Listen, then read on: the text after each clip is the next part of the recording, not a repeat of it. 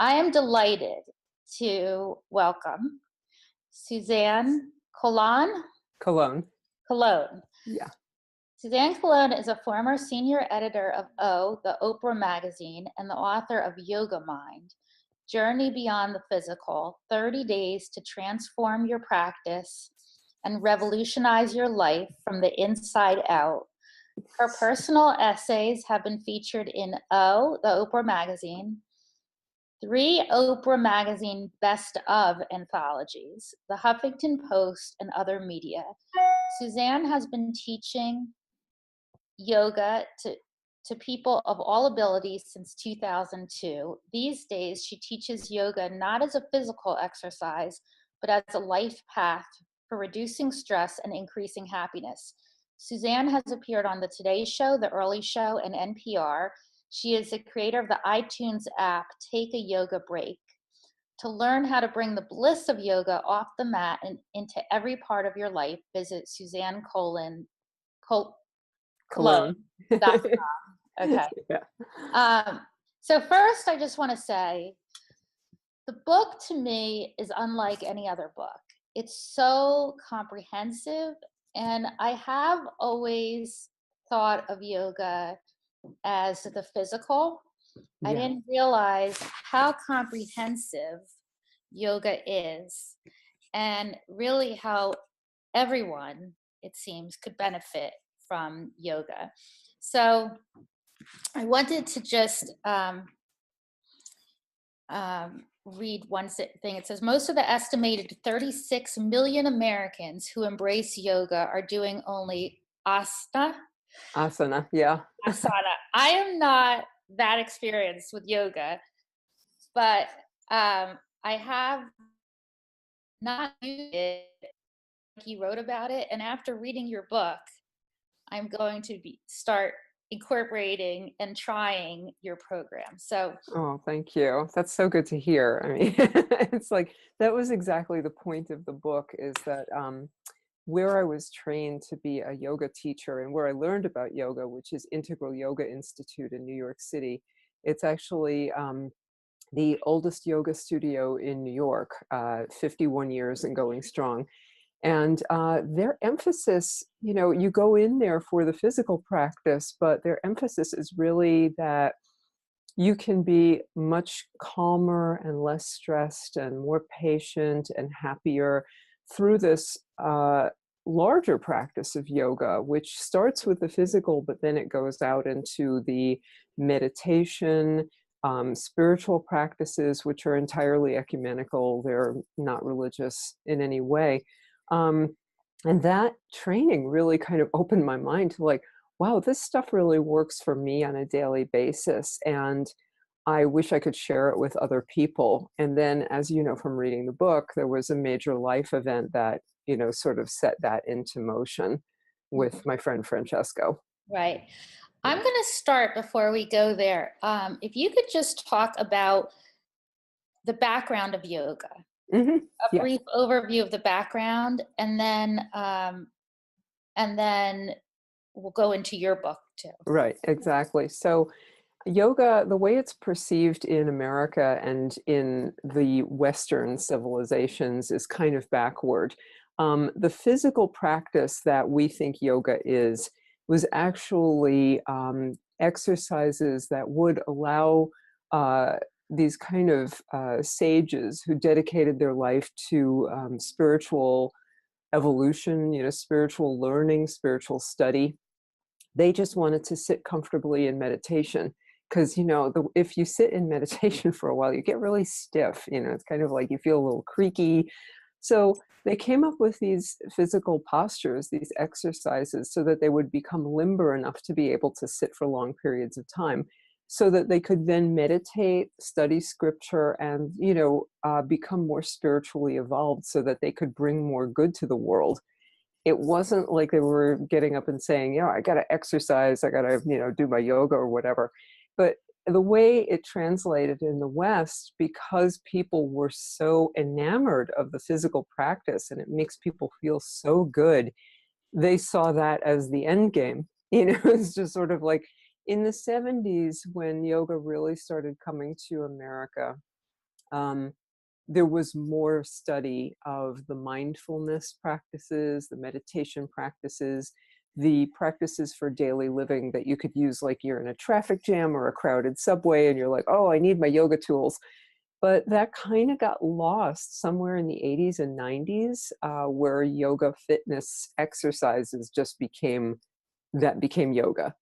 So now we're at a turning point where people are asking for more. It's like, well, yoga makes me feel really good, but I only feel that bliss for 1 hour on the mat. What do I do for the other 23 hours? And it's like, well, that's why I wrote this book, to share with people what I've learned over studying yoga for 25 years now. There's a lot more to it. The physical part is one teeny tiny little part, and then there's all this other stuff that people are like, wow, I never knew about that. So, do you see it as a continuum of yoga, or do you consider it as like the whole picture? And we're only seeing a slice. Most people are only looking like at a slice of it, but it's really our whole lives, all encompassing. Yes, exactly. I guess the closest parallel it would have is its cousin, Buddhism, which people generally don't regard as a religion either, because it isn't. It's more of a philosophy. You know, there are plenty of people who practice all different types of religions who make use of yoga and Buddhist meditation or just meditation. But there are these tools that are a part of yoga that most people just don't get to hear too much about in yoga classes because there just isn't enough time to really go into them in depth. And also, there are a great many people out there. For as many people as do yoga in this country, which I think is something like 36 million at this point, there are even more people who don't do yoga, you know, who have said to me, you know, I'm kind of not into it. I love my running, or I just don't like it. It's too calm for me. And I think, all right, well, there's no reason you can't practice these principles while you're doing your running or anything else. It's really designed to um, be something for people who don't like necessarily do yoga, even if you love yoga. Mm, Whether you do it or not, there's something in here for you. absolutely. So you start the book with the story of your friend, Francesco. Yes, And yes. do you want to share that? Yes, I would love to. I love sharing this story. It's a sad story with a great happy ending, I think.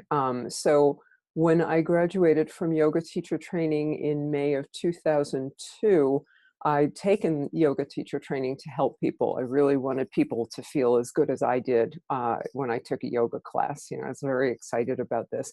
And about 2 weeks after I graduated, my friend Francesco, with whom I'd worked at Mademoiselle magazine, I heard that he dove into a pool, broke his neck in two places, and was rendered quadriplegic in the space of a breath.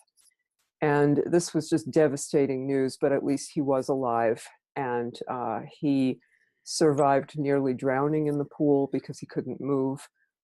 He had to be airlifted out of the area to, you know, go into a 7-hour operation that he wasn't expected to survive, and he did. But the prognosis for him was pretty bad. They said, you know, he'd never move anything below his shoulders and all of that. So he was 23 years old at the time and this very tall, vibrant, you know, model looking guy. And it was just really shocking to me that somebody so young could have their life changed so quickly. And I think we've all experienced something like that, you know, a sort of devastating shock in that way. So I went to visit him in the hospital, and he felt very lucky to be alive, which shows something about his character. And one night I said to him, do you want to try doing some yoga? Now, bear in mind, as a person who's in a full body brace, he's in a wheelchair, he cannot move. And so he was very intrigued by this prospect. And he said, yeah, what can I do? And I said, you can do a breathing exercise called Dirga Swasam, which is 3-part breath. And it's a very calming exercise because he was suffering from PTSD at the time, having horrific nightmares and undergoing very invasive medical procedures. So I taught him this breathing exercise, which is at the start of Yoga Mind. And he loved it because he said, wow, I do feel a lot more relaxed. And so when he woke up from a nightmare, he would do his breathing exercise. When he had to undergo a medical procedure, he would go into his breathing exercise. And he said it helped him so much.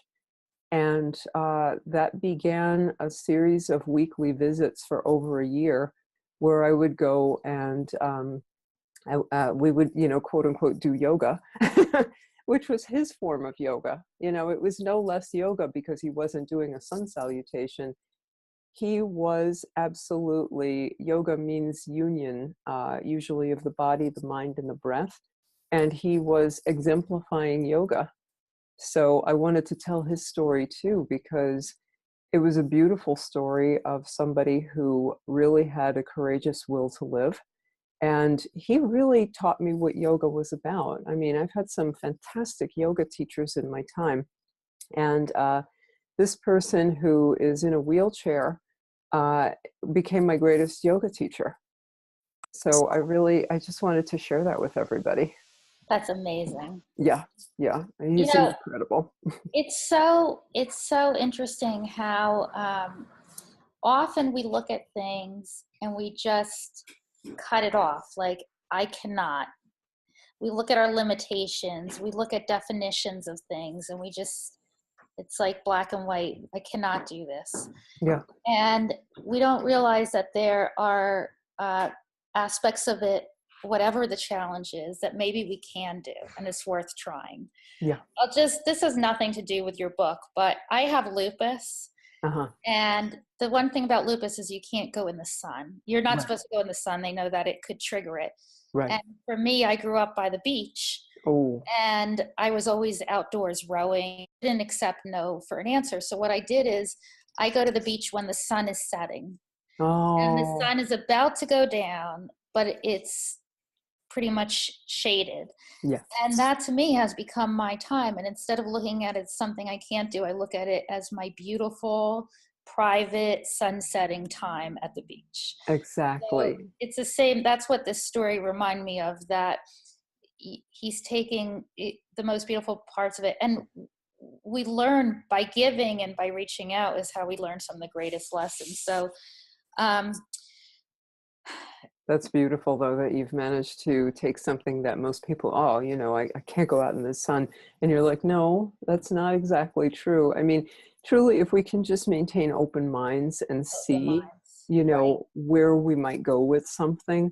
I mean, Francesco took what most people would think of as like, well, my life is over. And if I can just, like add a little footnote to his story, uh, he he was just in People magazine last week Wow. because he started a skincare company from his own bedroom. Um, he is regularly on QVC. His skincare line is called Clark's Botanicals. They always sell out on QVC. He has celebrity clients who swear by his products. He's still in the wheelchair, but he has regained some limited movement, not a lot. He's not independent, but meanwhile, he didn't let anything stop him, and he's an ambassador for the Christopher and Dana Reeve Foundation. So, I mean, one of the tools that I talk about in Yoga Mind is Sutra 114, which it basically boils down to don't give up. And Absolutely. he just completely exemplified that one for me. Absolutely. Yeah, so your story is very similar to, I'm just not going to take no for an answer. And everyone has some aspect of this story, of challenges they've been through, or things they perceive as limitations. And that's what that's what I love about your book too, because there's parts of this, of your practice of yoga, that could be done by anybody, and that could be practiced and incorporated into everyone's life. Until now, my conception of yoga, until reading your book, was different. And this makes me think, wow, I could adapt this grounding and centering practice. I could incorporate these aspects. So if we go through your book, you break it down to different steps and different sections.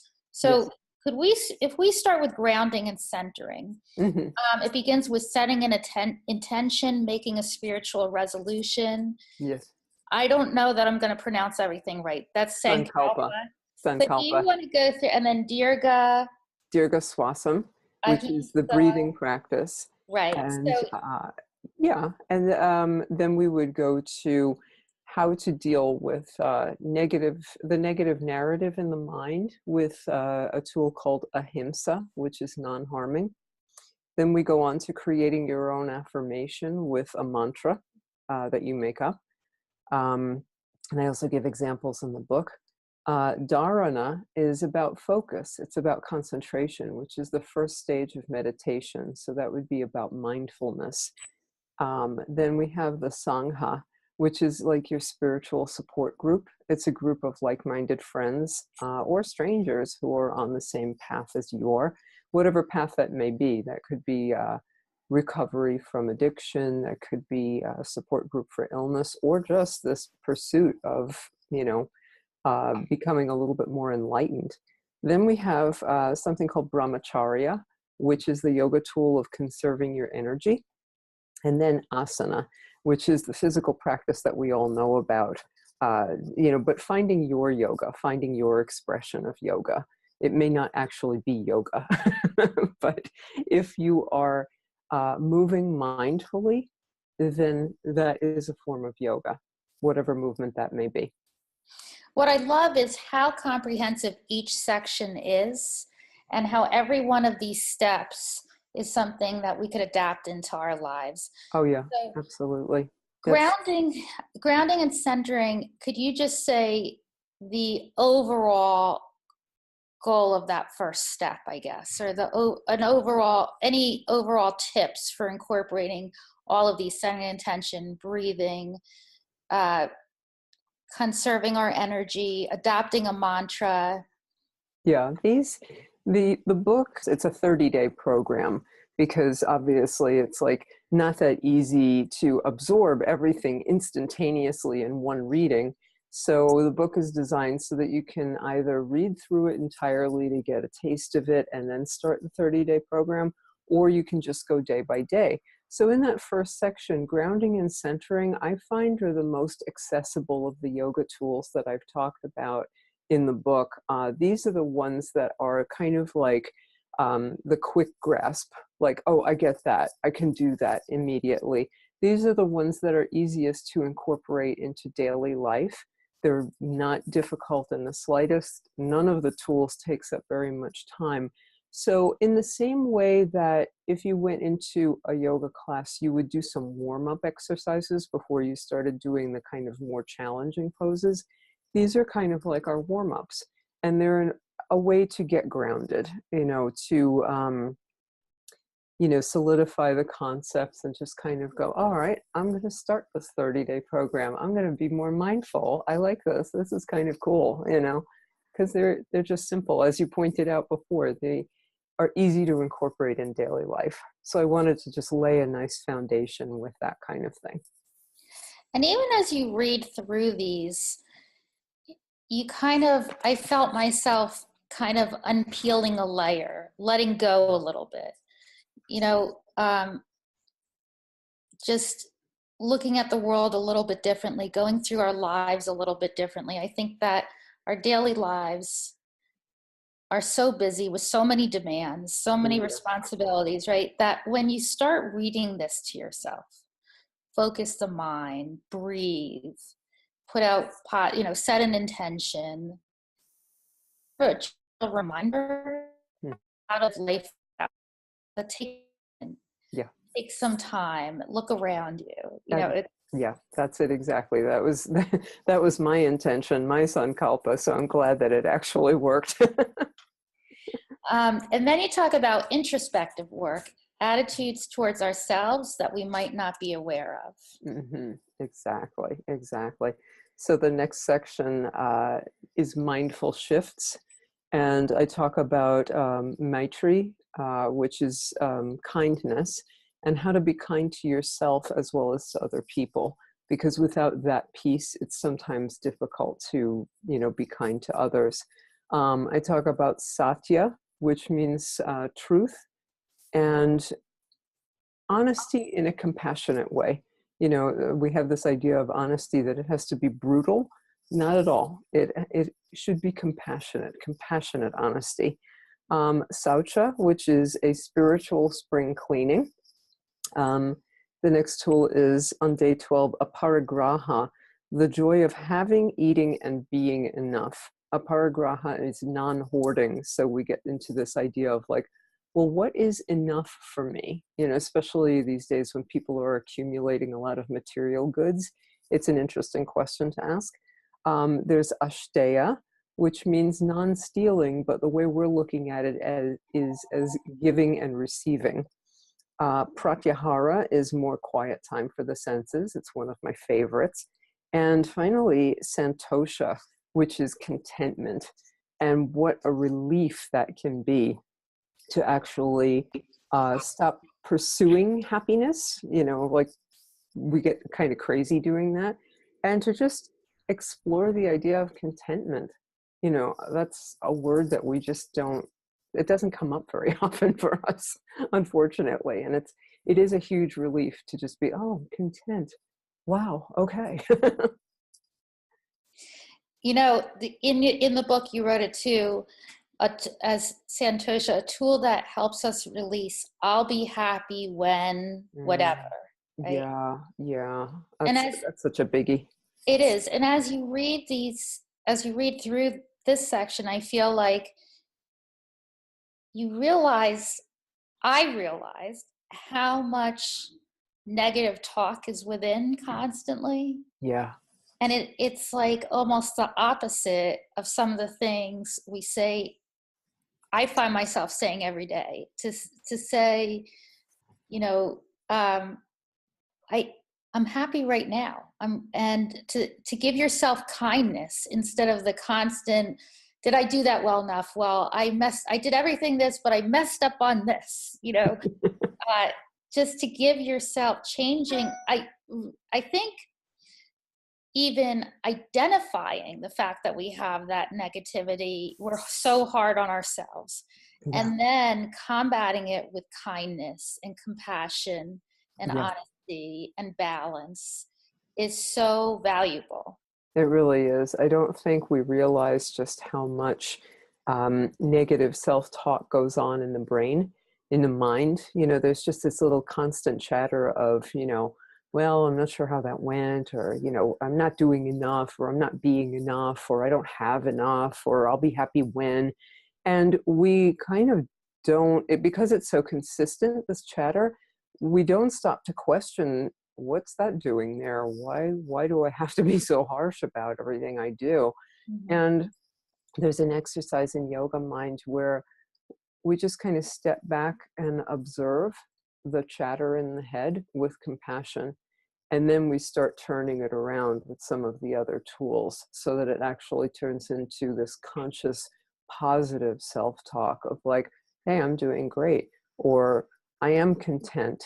And it doesn't mean that we don't strive to be better or have better or accomplish our goals. It's not about complacency at all. I'm not interested in being complacent. I am very interested in being content with what I have and with encouraging myself to always do better and see where I can be of service. But I can do that in a nice way. Right. I don't have to beat myself up about it. It's gratitude, I guess, right? Gratitude. A lot of it is gratitude, and a lot of it is perspective, because I'm not a big believer in standing on the shoulders of the less fortunate to feel better about myself. That's something Francesco taught me, where, very well-meaning people, there is no fault through anybody, myself included, who has ever said, well, listen, don't feel so bad about yourself. I mean, after all, there are people out there who are fighting cancer. How does that make the people fighting cancer feel? I mean, Francesco once said to me that somebody would say to him like, oh, I can't complain about my life. After all, look at you. And he's like, I never really wanted to be anybody's worst case scenario.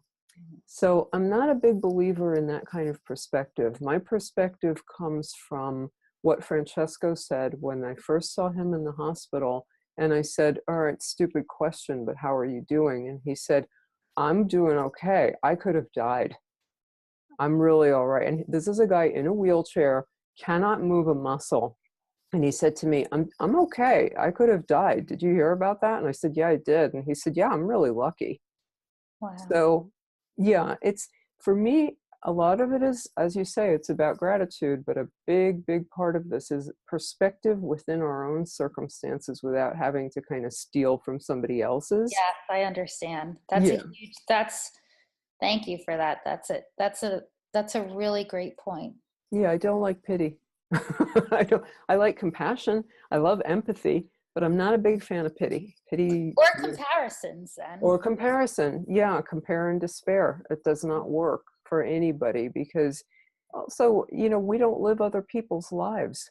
I don't live your life and you don't live mine. So if a person is suffering from depression, using that old comparison trick is not going to work for them at all, because they're going to say, well, I'm still pretty depressed, in which case there are things that a person can do.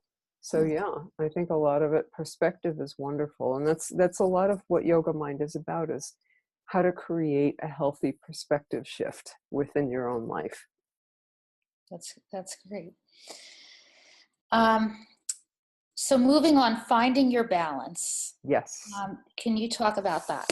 Yes. So in the section Finding Your Balance, which is, it's called Shavasana, which is the period of a little rest in a yoga class in between poses. We have a little period so that we can absorb what's going on in the body and in the mind. So this is when we talk about that sutra that I mentioned before, number 114, which loosely translated would be about perseverance and not giving up on yourself, in the way that Francesco did not give up, even though his doctors were telling him, hey, you better get used to life in a wheelchair. He was like, what does that mean exactly? There is another one of my favorite tools called Pratipaksha Bhavana, which my yoga teachers called the yoga thought swap trick, which is where we really learn how to swap out the negative thoughts and start thinking the positive ones, with a special exercise for like, okay, how do I do that? Like when I'm in the negative thinking. Japa meditation is where we start using the affirmation that we came up with before in one of the previous exercises, and using that repeated affirmation as a form of meditation. Then there are samskaras, which are usually thought of as repeating cycles of negative behavior. They're actually just repeating cycles of behavior. And if we use the tool of perspective, we can learn from these repeating cycles, and they actually help us grow. Dhyana, which is the secret of successful meditation, as taught to me by a genuine Swami who has been meditating for most of his life. That one was fun. Titiksha is finding your inner strength. Tapas, which is not little plates of food, actually. It's although that would be really nice. It's actually learning from negative experiences so that we can find out how strong we are. And it finishes up the section with Svadhyaya, which is self-study. And it's learning from your true self. It's taking a look at what you've learned about yourself so far in this process, and looking at all of the tools that you now have that you had within you, but maybe you didn't look at them as tools before.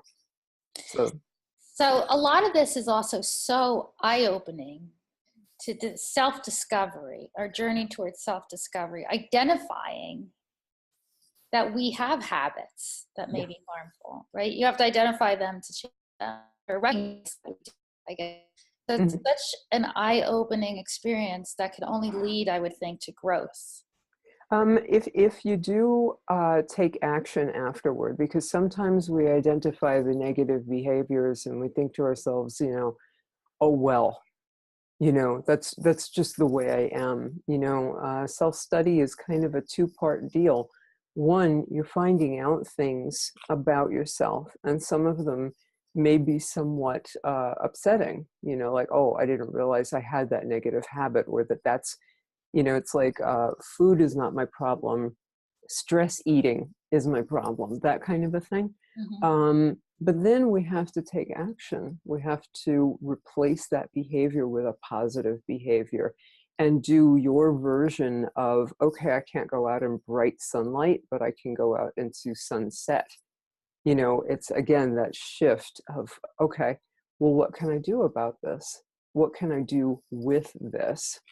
And take some action. That is so empowering.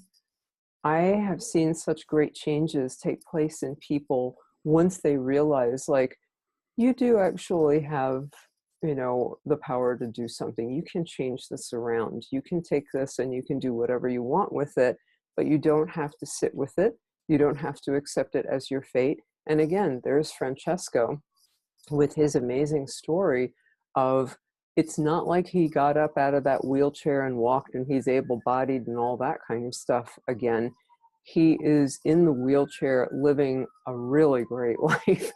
And he did that because he took his circumstances and decided to change them around. So that's what that section is pretty much all about, self-discovery. But then, okay, I've got this stuff, what can I do with it? You know, I mean, where would gardens be without fertilizer? Which, you know, fertilizer when it starts out is stuff that we think we don't want. So what do you think is what do you think differentiates someone from learning all this then and taking action? Taking action and making change is often the hardest part then, I guess, right? Mm-hmm. In a Yeah. way. Yeah. I And mean, sometimes I guess we could look at circumstances and say it's easy to look at circumstances and not change. yeah. Do you have advice regarding, I don't know if it's advice, but he's a great example Yes. of changing. So encouraging ourselves, but you know, the other thing about this practice is it's set with such compassion to ourselves that I guess it makes making change a little easier because we want the best for ourselves and we want the best for others around. Yes, exactly, exactly. And I'm not sure if the change is easier, it makes the change preferable. Yes. Because I think when I've discovered along the way that there are things about myself that I need to change, if I've beaten myself up about it, it seems to mire me deeper into the quicksand. If I'm compassionate with with myself about it, and I'm like, you know what, I can see a better way. I just don't know what that looks like yet. Then I start taking the steps that I need to Yes. take toward making that change. Yes. So yes, that's a very good point. I'm not much on tough love. I'm more love. I'm like all love, but I'm not tough love. No, that's a very good point. So next is steadiness and easefulness. Yes, yes, exactly. So this is the part where we're really beginning to stand on that foundation that was built in the first couple of sections and going into things that are really much more mind expanding perspective. I don't mean to sound like, you know, woo woo about it, but this is like where we start to think bigger, I guess is a good way to put it. We start out with something called Ishvara Pranidhana, which basically means self-surrender. It's the idea of giving up what you were talking about before, you know, this is me, I can't do anything about it. Surrender that idea. It's not doing you any good. Who knows what you could become if you surrendered this, you know, concept of, oh, I can't do this, I can't do that. Really? Karma, which is not what people think it is. Just like yoga, karma is not you do a bad thing, bad things are going to happen to you. Karma is a much broader idea of everything that you do has a result, and that can be a good result too. So we just sort of look into taking these positive actions to get positive results and cause positive results for other people as well, other beings. Karuna, on that note, is compassion. But what I was taught about compassion is more that you don't just say, oh, it's terrible what happens with homeless people. I feel compassion for them. You then take action. What actions can we take? Do we maybe volunteer at the soup kitchen? Do we maybe make donations to organizations that help the homeless? There's an action that we can take that keeps us very far away from pity and puts us more into compassion, empathy, and the ultimate, which is creating positive change. I mean, that's like a win-win-win kind of thing. Absolutely. Then we go into bhakti, which means devotion, and this contains the secret of how to deal with a job you really don't love at all, and how to show up and do it like you do actually love it without lying. An amazing tool. Then there's mudita, unselfish joy for others. That's a tough concept. It becomes easy by this point. Svadharma is finding your own unique path in life. We all have a path, and we all have unique skills and talents and abilities that we can bring to it. So this is really finding your path. And then finally, Shraddha is developing your own idea of faith. Like, even if we were of the same faith, your idea would be different than mine. Your experience of meditation would be different than mine. And it's believing that your form of faith is valid. What works for you is working for you, and it doesn't have to conform to anybody else's ideas of what faith might be. Not even mine. And that's what a beautiful thing. I mean, each of these concepts, allowing ourselves to find what's right for us, Yeah. allowing ourselves to be the best us, and liberating ourselves from comparisons to others, be happy for others. And it's such a liberating, beautiful practice that's why I said, as I was reading through the book, I kept feeling lighter and easier to the point, because it's letting ourselves be, just freeing ourselves from ourselves, right? There's a concept in yoga. Yeah, there's a concept in yoga called moksha, which is liberation. And it is that freeing ourselves from old ideas about ourselves into this just completely open, wow, I never thought I might do this before kind of thing. And it serves a dual purpose. One, it is very freeing, and it's just very loving, and it's compassionate, and you're free to be who you really are. But if you're free to be who you really are, then that means you're going to be able to bring good to the world. That means you're going to be able to be of service in a way that you may never have thought of before, because you're not in a prison of negative mindset. You're free to be the best version of you, just as you said. And that means that you can bring good to the world. Because think about it, when we're caught in that negative mindset, what good are we doing for people? Not much, because we're too busy like, oh, I'm caught in this mindset, I can't do anything. And then you go through these yoga tools help you liberate yourself from those constraints, that negative prison. And all of a sudden, it's like you become this radiant light where people are like, I like being around you because you have good energy. How is that a bad thing?